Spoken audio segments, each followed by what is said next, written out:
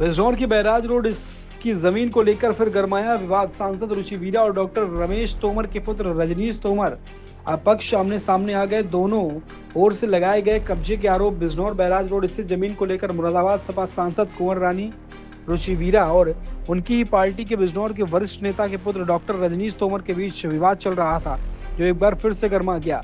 विवाद उस समय बढ़ गया जब सांसद पक्ष के लोगों ने संबंधित जमीन पर ट्रैक्टर चला दिया। डॉक्टर रमेश तोमर के पुत्र रजनीश ने आरोप लगाया कि उक्त जमीन सावित्री देवी ट्रस्ट की है, जिसे सांसद रुचि वीरा कब्जाना चाहती हैं।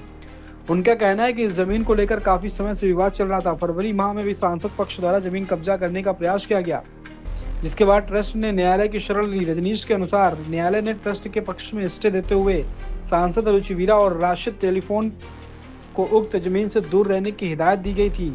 इसके बावजूद भी जमीन पर ट्रैक्टर चला दिया गया। Tomar, president Savitri Devi trust.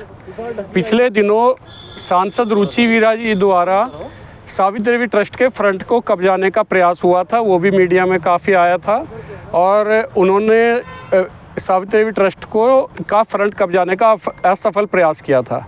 उसके बाद में ट्रस्ट जो है न्यायालय चली गई थी और न्यायालय ने ट्रस्ट के कागजों को देखते हुए ट्रस्ट के फेवर में आदेश दिया था, स्टे का आदेश दिया और रुचि वीरा और राशिद जी को ट्रस्ट के फ्रंट से और उसकी ज़मीन से दूर रहने का आदेश दिया, जो कि आज भी ये प्रकरण के संबंध में एक विवाद सामने आया था, जिसमें दूसरे पक्ष के द्वारा एक स्थगन आदेश भी दिखाया गया था।